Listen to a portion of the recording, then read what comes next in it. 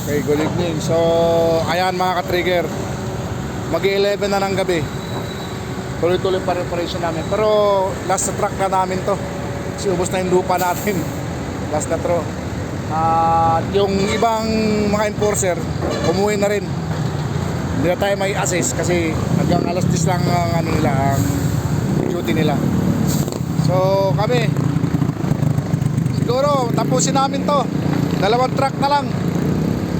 Baka makauwi na naman ako ng mga 12 na ito. Ganon talagang ano. Ngayon, hindi ko maiwanan isa akong kasama kasi mag-isa lang, babae pa. Kasama ko safety man. So hindi ko siya maiwanan. Kasi hindi dumating isa namin kasama, no? Sasamahan ko muna ito. Ayan. Last load na namin yan. Ayun pa, isang truck.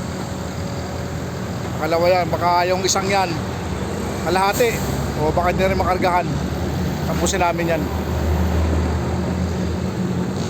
kung hanggang saan lang abuti ng lupa. So yun lang ikakarga natin mga ka-trigger. Ayan. Alas 11 na, tahimik ng ano, kunti na lang mga sasakyan, no? Hindi na gaanong maingay dito.